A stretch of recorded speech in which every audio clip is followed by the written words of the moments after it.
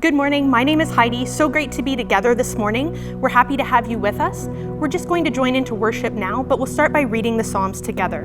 This morning, let's read Psalm 89, verse 1 to 4. I will sing of the Lord, great love forever.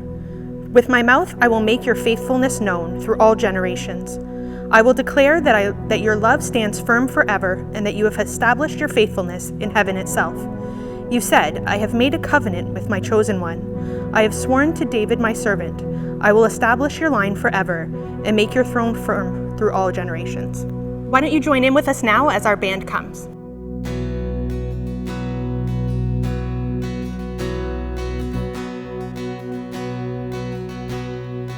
All things have passed away.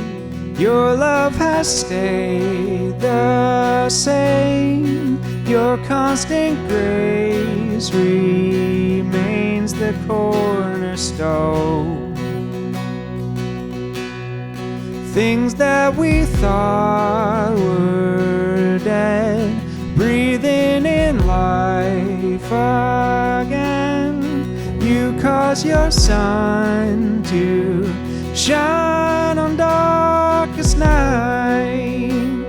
For all that you've done, we will pour out our love. This will be our anthem song. Jesus, we love you. Oh, how we love you. You are the one our hearts adore. Jesus, we love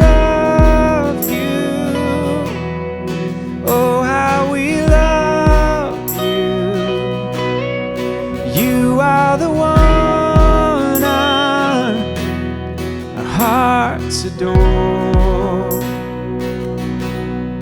Hopeless have found their home. The orphans now have a home. All that was lost has found its place in you. You lift our weary head. You make us strong instead. You took these rags and made us beautiful. For all that you've done, we will pour out our love. This will be our anthem song. Jesus, we love you. Oh, how we love you. You are the one our hearts adore. Jesus, we love you. Oh, how we love you. You are the one hearts adore. Our affection, our devotion poured out on the feet of Jesus. Our affection, our devotion poured out on the feet of Jesus. Our affection, our devotion poured out on the feet of Jesus. Our affection, our devotion poured out on the feet of Jesus. Our affection, our devotion poured out on the feet of Jesus. Our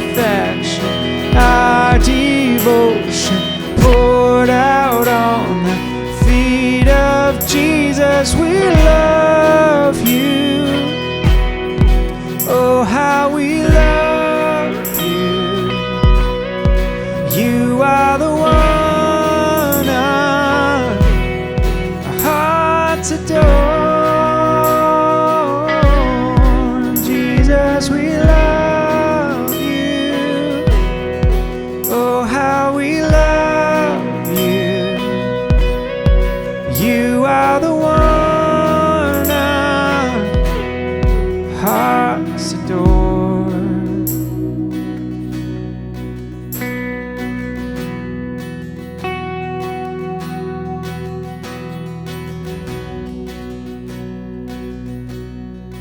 And I sing praises to your name,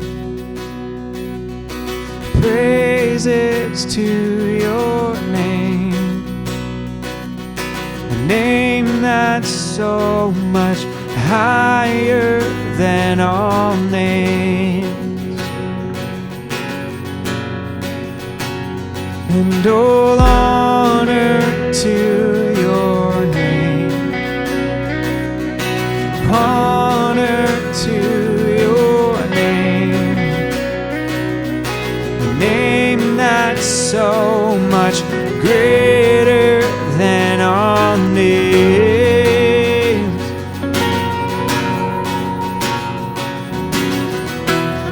So be lifted up, be lifted higher,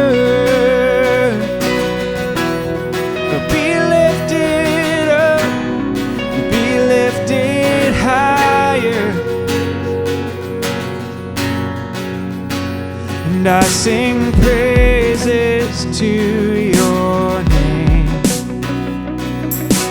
praises to your name, a name that's so much higher than all names. And all honor to your name, honor to your name, a name that's so much greater than all names.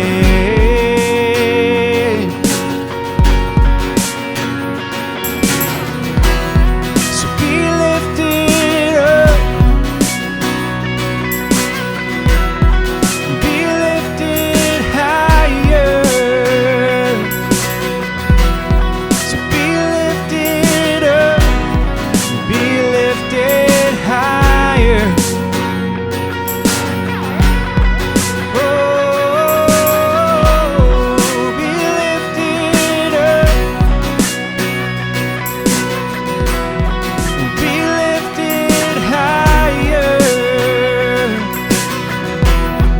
be lifted up, be lifted high, high, higher.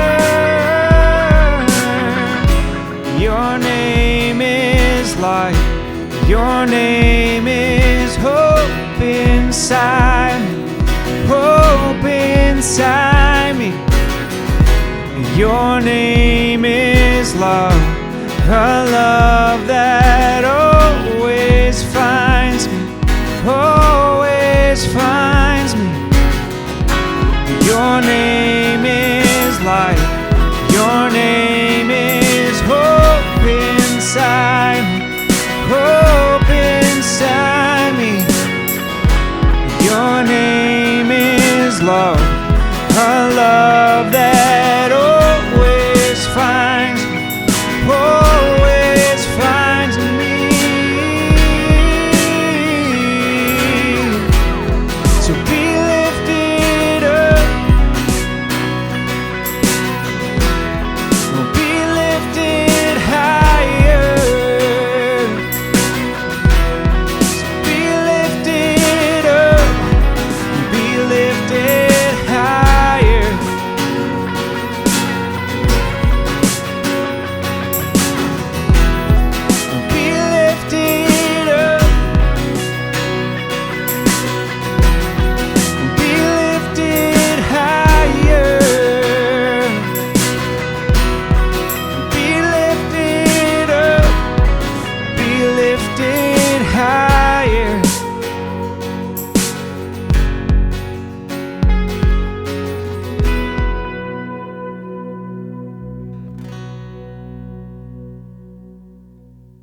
Thanks for singing with us this morning.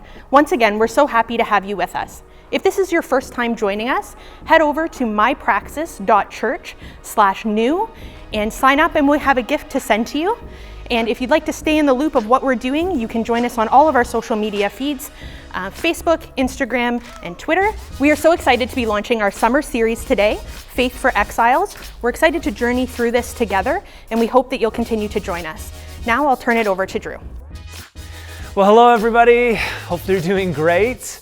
Wherever you are today and wherever you're watching from, happy summer. Yes, it snuck up on us a little bit, especially with quarantine and social distancing. Here we are in official summer, and we are really excited about the summer months here at Praxis. I just believe, even though we're not going to be in the same room together, like we haven't been for a number of months now, that God's still going to do something deep and rich and unique within us over these days and over these times. And here we are online together. And I'm just so thrilled that you're joining in with us for our brand new summer campaign and series called Faith For Exiles. This is something we've been gearing up for a little while now, and maybe you got a book. If you're part of the Praxis family, hopefully you got a book on your doorstep or maybe in the mail. And if you haven't received a book for some reason, it was kind of an operation trying to get everybody sorted, just reach out to us. We'd love to gift this book to you as kind of the driver for our series over the next, and teachings over the next number of weeks. We've never really done this. We've never taken like a book per se and unpacked it. But I've just felt when I engaged some of the ideas in this book a little while ago, that this was for us and for our moment and time. And to be honest, and I'll share more about this over the next couple weeks, we actually had prepared to do this teaching series and walk through Faith for Exiles before COVID. And COVID kind of just adds another layer to this whole thing. And so we're going to talk the next number of weeks about what it means to be a resilient disciple, a resilient follower of Jesus in our moment. And not just in our moment, specifically we're going to talk about Canada. If you started the book or you've started reading, you'll know that this book is actually published by the Barna Group and has a number of stats within it that is really just based around research around millennials. Those that, I think most of the study was done around 18 to 29-year-olds, and just getting feedback from them on their spirituality. And this is specifically on kids and people who have grown up in the church. Now, I just want to say, this is for everybody. This is not just a series for those that are 18 to 29, or I think millennials are technically 18 to 30 or whatever. I think I just make it. I'm 37. I think I just make it. In some definition, I think I just make it as a millennial. But well, I know a lot of the research is in that age group, but my hope and our hope is through this, is that as we pick it up, that these would be things for all of us. Yes, the research pinpoints us younger people for a lot of the research, but I just pray that we could take it, and for whatever age and stage you're at, if you're a parent especially, thinking about your own life and discipleship to Jesus and your kids, if you're a grandparent, I think even just as relatable and just as I think prominent in this moment to be thinking through about the next generation. So my hope is that we could think through our own lives and then also think through the people in our influence. I think of myself as a parent and all that's going on. So hopefully you've started to engage. If you haven't, that's okay. We know not everybody's a reader, totally get it. But the goal is to unpack much of this research and the 5 principles of what resilient disciples are doing over the next number of weeks. I don't know if you know this, I also want to let you know that we are engaging in a midweek podcast as well. And this is going to be really great. We thought one of the things we wanted to do was engage this at a deeper level. And so every week over the next 9 weeks or so throughout the summer, we are going to be dropping for you a midweek podcast with some friends that get together, both in audio format and video format, called The After Show. And this is, I think, going to be a great time where some people in our community get together and really just wrestle through these ideas. So we'll have Sundays teaching, and then midweek on Thursdays, we're going to release The After Show. And we wanted to give you a snippet and give you a little introduction to The After Show, so check this out.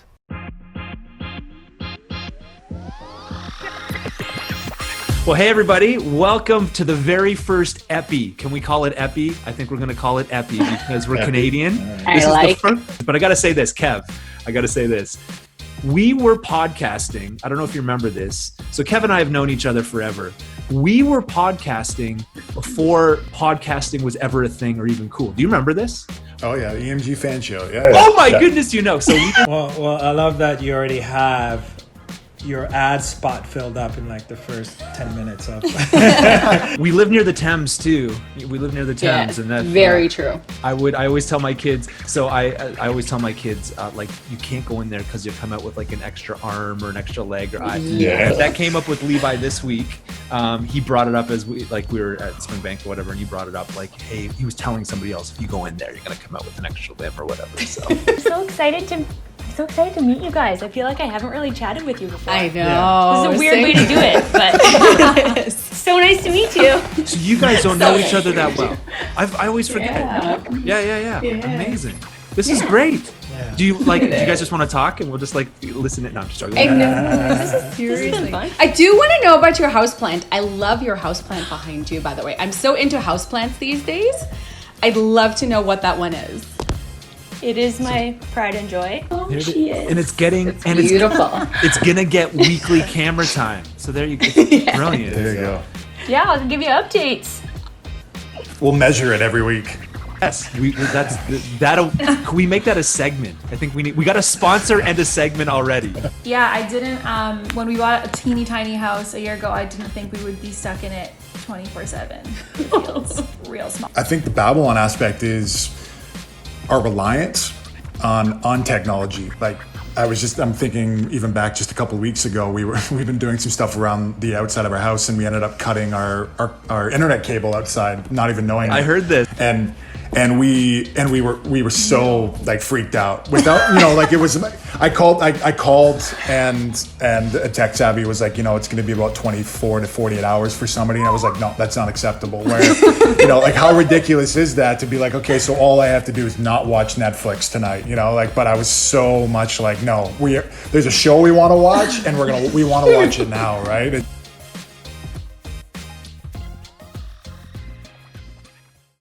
So we're gonna have a lot of fun over the next little while, just engaging and wrestling through these ideas. And I hope if you're in a podcast at all, that you'll watch or listen throughout the summer as we kind of dissect some of these ideas together and just have fun. It's gonna be really relaxed and just a great time together, kind of hanging out, almost like a virtual small group that you can watch where we just banter a bit about some of these ideas. With that said though, why don't you open up with me right now to Jeremiah chapter 29. That's where we're gonna start in our introduction. The hope is that over the next couple of weeks, we're going to lay the foundation before we get into the 5 ways to follow Jesus in digital Babylon. So let's lay the foundation a bit, and let's start in Jeremiah 29.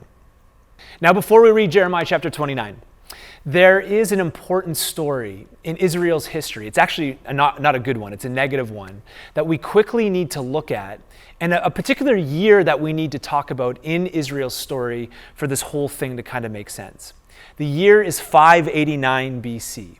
In 589 BC, this corrupt and brutal empire known as Babylon and their king, known as Nebuchadnezzar, came into the city of Jerusalem, which was the epicenter of Jewish culture and life, and they destroyed the entire city, including its place of worship, the Holy Temple, where people would come to worship. And it's thought probably in this whole process that upwards of 90% of Jerusalem and the Jewish people were killed.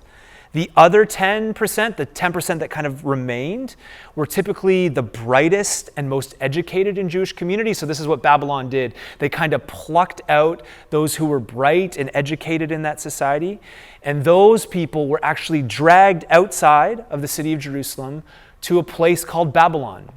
The story actually goes is that outside the city of Babylon, the Hebrew people that were left were basically on the Kebar Canal outside the city, deciding what they were going to do. Were they going to go into Babylon and kind of be brainwashed by their culture, or were they going to stay on the outside?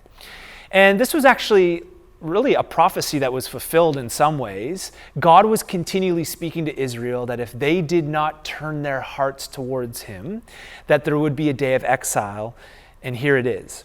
Now, we're going to read this text, and it's just interesting in that context, now what God asks Israel to do as they live in exile, as their whole culture, their whole framework, their identity markers as a people have been completely disoriented. And yet listen to what God actually says now of them in the whole process of how they're going to live even as the minority. This is Jeremiah chapter 29. Some of you know Jeremiah chapter 29 verse 11, and you've put it on a bumper sticker maybe, or you've seen it on a bumper sticker, or you've used it on a bookmark. But it's crazy that this is actually a picture of exile. Listen to what God says to them. This is what the Lord Almighty, the God of Israel, says to all those I carried into exile from Jerusalem to Babylon. This is what God says. Build houses and settle down. Plant gardens and eat what they produce. Marry and have sons and daughters. Find wives for your sons and give your sons and daughters. Increase in number there, do not decrease. Also, seek the peace and the prosperity of the city to which I have carried you into exile.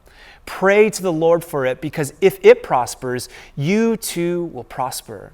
Yes, this is what the Lord Almighty, the God of Israel, says. Do not let the prophets and diviners among you deceive you. Do not listen to the dreams you encouraged them to have. They are prophesying lies to you in my name. I have not sent them, declares the Lord. And so in the midst of all of this, in exile, totally disoriented, God calls this little minority to actually move into Babylon, to plant houses, to marry, and to flourish, and actually seek the welfare of Babylon, so that these people would also, these God followers would seek, as they seek the welfare of the city, they too would have God's blessing on their lives. Kind of upside down. I think there's a general narrative at times that, Christians are supposed to, God followers are supposed to kind of retreat and get away. And yet, in one of the darkest times in Israel's history, they're actually called to move in and to love the people around them. And with this has come the motif, really, for the church of exile. So exile was like a legitimate thing for Israel in their moment in time and place and space. And yet, exile actually became a motif for the first century church. It's interesting that even a guy like Peter, who was writing to small communities in the first century after Jesus' resurrection, used this word for Jesus followers.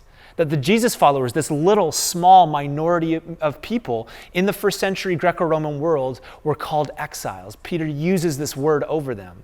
Their mental dashboards would have lit up knowing that as Peter called them exiles, that they're to actually model what Israel was called to be as they also lived in exile.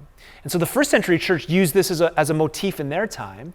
And what's interesting and unique now is that we've actually now, in a post-Christian world or post-Christendom world, and what I mean by that is that we now live in a world where Christian values and kind of a Christian worldview is not as much at the center as it was in a Christendom world. I think of our own country of Canada. Things have changed over the last 50 or 60 years. Now, please hear me. I'm not saying Canada was ever a Christian nation, but it is certainly true that kind of Judeo-Christian that worldview and those kind of ideas and lived principles were more at the center of our society 50 or 60 years ago than what they are today. And so one of the things we've taken, now that we're more of a minority, and by the way, we are a minority, we're going to talk lots about this over the next bunch of weeks, and I'll also say this, I always say that the church is more like punk rock than it is Beyonce, right? We're these people that are kind of on the margins and on the fringe. We are not mainstream anymore. One of the motifs we've kind of taken for our moment is this idea of exile. We are exiles in a strange and foreign land. My friend, Lee Beach at McMaster University, McMaster Divinity College, a great guy, one of my professors, he wrote a great book on exile, and he says this: exile implies much more than simple geographical dislocation. It can be a cultural and a spiritual condition as well. It is the experience of knowing that one is an alien, and perhaps even in a hostile environment where the dominant values run counter to one's own. Anybody feeling that? All right. This sense of exile is experienced by anyone who feels alienated, cast adrift, or marginalized by their inability or unwillingness to conform to the tyranny of majority opinion. So one of the things we've actually seen in the Canadian context over the last number of years, and we've talked lots about this at Praxis, is the rise of the nuns and the duns. The nuns, we're not talking Catholic nuns, we're talking people who have no religious affiliation, nothing to identify with as far as spirituality or religion. And the duns, those who maybe grew up in the church but have now walked away from regular gathering with the church. We're in an interesting moment, and this idea of exile is a great motif for us in our moment. The authors of Faith in Exile, they say this: today, nearly 2/3 of all young adults who were once regular churchgoers have dropped out at one time or another. They also go on and say, our contention is that today's society is especially and insidiously faith repellent. Certainly God's people have weathered hostile seasons in the past. Church history reminds us that living faithfully has never been easy. But our research shows that resilient faith is tougher to grow today using the cultivation methods we relied on throughout the 20th century. So you have the motif of exile, which is really important. I think a really important way to think in our moment, that the church is in exile. But then you also have Babylon. Not only was Babylon, in the story that we just looked at in Jeremiah 29, obviously Babylon was a city. The Israelites that were left were taken and dragged out to the city of Babylon. And not only in the scripture was it an empire, but Babylon was also, I think, from the very beginning of scripture, an archetype of the kingdom that was against God and his city. The authors, again, in Faith for Exiles, they say, ancient Babylon was the pagan-built, spiritual, hyper-stimulated, multicultural, imperial crossroads that became the unwilling home of Judean exiles, including the prophet Daniel in the 6th century BC. So Babylon is a legit city, an empire, and I would even say it's an archetype in the scriptures that comes against the living God. And throughout history, God followers have found themselves in exile in the empire. Now, this leads us to talk about, I think, something that's really important, and the authors get into this, about digital Babylon.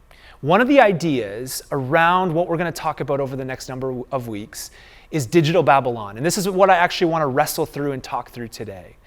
Digital Babylon. So the empire of Babylon has always come against God's people. And yet we live in this really interesting moment. And the authors describe this moment that we're living in as digital Babylon. Listen to what they say. They continue and they say this: but digital Babylon is not a physical place. It is the pagan but spiritual, hyper-stimulated, multicultural, imperial crossroads that is the virtual home of every person with Wi-Fi. Anybody out there? Anybody with Wi-Fi, a data plan, or for most of us, probably all of us, both. And there's this tension right now. I don't know if you've engaged the book much, but in the introduction chapter, there's this tension between Jerusalem and Babylon. And in particular, Jerusalem as kind of a picture of God's city and the rule and reign of God compared to Babylon. This is the difference. This is what the chart says. Jerusalem is mono-religious, where Babylon is pluralistic. Think of digital Babylon and the pluralism. Jerusalem is slower paced, but Babylon is accelerated and frenetic. Jerusalem is homogeneous, but Babylon is diverse. Jerusalem is under central control, but Babylon is open source. Jerusalem is sweet and simple, but Babylon is complex and bittersweet. The idols of Jerusalem can be religious pride, but the idols of Babylon is fitting in and not missing out. And so we live in a day and age, and you know this, with screens and flickering pixels and everything we can think of in the digital world coming our way. COVID has exposed this on every level, just the amount of screen time and immediate access to information that we have now. We are living in digital Babylon. They go on to say, in digital Babylon, where information and anything we could ever want or need is instantly available at the godlike swipe of a finger. Almighty God has been squeezed to the margins. Those of us who long to keep him at the center of our lives constantly fight the centrifugal force of a world spinning us away from him. And isn't it true? All the forces around us when it comes to the digital world are sucking away our attention. So there is no doubt that we are disciples in this moment of our screens, of technology. And this is kind of a force working in our lives, and you may not even realize it. One of the things the authors do in this introduction is show a chart just highlighting, and it's like right in front of us, how much screen media people use. There's a little chart here that a typical 15 through 23-year-old in screen media is on their screens 2,767 hours per year, according to their research. And the counter to this is spiritual content. which is, for a typical 15 to 23-year-old, 291 hours a year. The diversion we're experiencing towards screens is just led to the reality that we are all residents of digital Babylon. Whether you want to admit it or receive it or believe it or not, we are in exile. And probably right now, this kind of exile is different than what we've ever experienced before. We are exiles of digital Babylon. Babylon, exile were real, not just figurative things for Israel. They were real things that they were experiencing. But as a motif, I think we look to the stories of God's people and realize and discern the moment that we're in right now. And this is why the next number of weeks are so important. Now, this shouldn't leave us hopeless, though. I think one of the things as we look through some of the data and some of the research that these guys have done, and through Barna and some of the extensive, not only extensive, but credible research that's been done, I think we can take away some hopeful things. Now, at the heart of David Kinnaman and Mark Matlock's book is research, as I've said, on those age 18 to 29. This was the focus group with their research through the Barna group. And one of the things that they did is they surveyed a number of people within this age range, not just in Canada and the United States, but across the world, looking and surveying people in trying to discern and understand where they are at with faith and spirituality and following Jesus in their moment. All of these people that were surveyed grew up in the church to give us a framework of these people actually being Christians when they were growing up as a response to where they are right now. And one of the things that is really central, and we're going to talk about this almost every week, one of the things that's central to their research is that they began to discern through the responses back to them that there are 4 kinds of exiles that emerge in our day today. 4 kinds of exiles. So they took all the data and basically grouped everybody who responded into one of 4 groups. What I want to do today is just lay the foundation and get you to see some of the research from this, and then we'll begin in weeks to come to develop more around what resilient disciples looks like. So, 4 different groups. The first group, and remember, these are all people that grew up in the church, all right? These are all people that growing up in the church and had some sort of faith growing up in childhood and adolescence. The first group is prodigals. Prodigals, you can just think of it like this. It's pretty simple. They're ex-Christians. They were once a part of a church, or they maybe grew up in a Christian family, but these individuals do not currently identify as Christian despite having attended a Protestant or Catholic church or having considered themselves Christians as a child or teen. Prodigals, very, I think, kind of simple and easy for us to understand this particular group. The second group of exiles is called nomads. And I think the simplest way to think of nomads are those that are unchurched. So these are people who identify as Christian but have not attended church during the last month. And these people haven't been involved within a church for 6 months or more. Unchurched, I think the best way to maybe articulate the nomads are people who believe and have a fundamental belief in God, whatever that means, but don't belong. Those who believe but don't belong. The third group of exiles that emerges is what the authors call habitual churchgoers. And I think the name kind of explains itself. These are people who describe themselves as Christians and have attended church, at least in the last month or so, but do not meet foundational core beliefs or behaviors associated with being an intentional, engaged disciple. And so they may go to church once in a while, but when they describe their lives, especially in the research, it doesn't sync up with the way of Jesus, habitual churchgoers. And then there's a fourth group. And the fourth group that the authors and the Barna group talk about are called resilient disciples. These are authentic Jesus followers who, 1, attend church regularly, at least monthly, and engage with their church more than just attending worship services. So they're involved in the life of the church, both on the Sunday gatherings, if that's Sunday, or throughout the week. 2, they trust firmly in the authority of the Bible. 3, these are people who are committed to Jesus personally and affirm that he was crucified and raised from the dead to conquer sin and death, which is a massive part of the story. And 4, these are people who express a desire to transform the broader society as an outcome of their faith. So 4 groups. You have the prodigals, you have nomads, you have habitual churchgoers, and you have resilient disciples. Now, next week, we'll talk in depth more across the world how these numbers kind of play. But for our country in Canada, it's a little different than what's in the book, because in the book, it's actually obviously an American book, because most of our content comes from America. But in Canada, prodigals are 22% of the group of the people that were surveyed in Canada. Nomads are 47%. So think again of people who believe but don't belong to a community. That's 47% of people who grew up in the church. That's kind of the group that they're in now, the exile group, the nomads. Habitual churchgoers in Canada are 22%. So again, this is people that go to church once in a while but don't necessarily live out the way of Jesus. And resilient disciples in our context is 9%. 9% in Canada who responded to the surveys and to the research, who expressed a desire to follow Jesus with heart, soul, mind, and strength, and embody what it means to be a follower of Jesus. And so this is what we're going to look at over the next bunch of weeks. Again, we're going to look at the Canadian context and what does this mean for us, and abroad as well, as some of the research comes through the pages of this book. And I think it's just important to have an ear.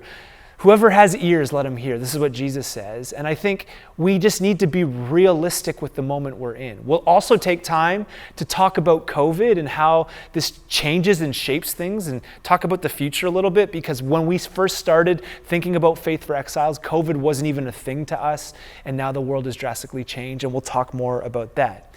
But the thing that we're going to drill down on, especially over the next bunch of weeks, as we look at resilient disciples, because I don't know about you, this is the group that I want to be in. I want to be in this group that are resilient followers of Jesus. But at the heart of the research was not only these 4 different groups of exiles, but was also a focus on what are the practices of resilient disciples.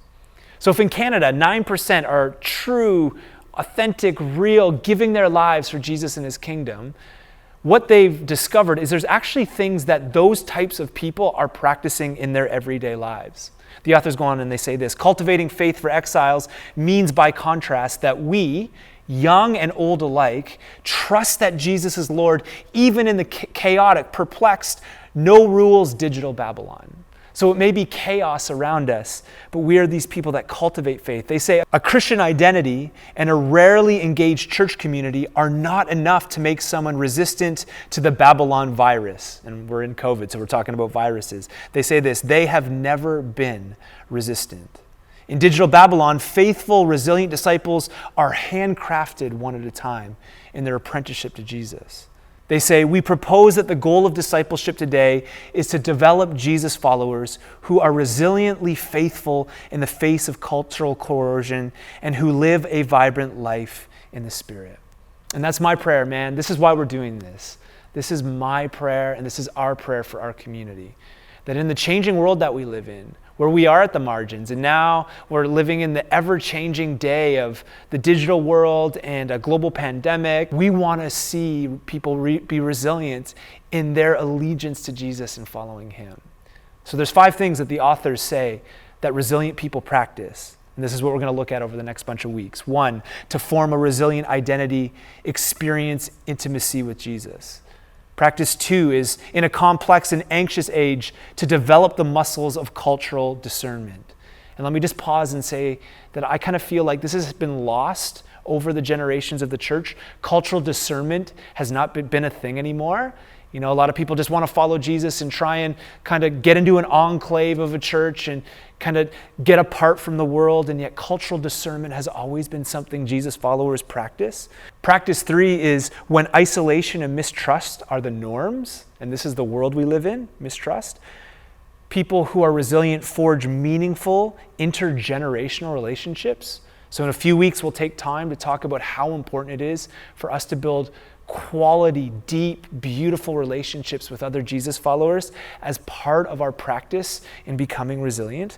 Practice 4 is to ground and motivate an ambitious generation and train them for vocational discipleship. So over this talk, we'll talk about how vocation and our jobs and our daily lives actually matter. that we resist the notion that somehow church stuff is spiritual, but what we do every second of every day out in the world is not. We're going to obliterate that, because one of the practices that even the data has shown is that those that are most fulfilled in their walk with King Jesus are the ones that are living out their vocation and living out the gospel in their work.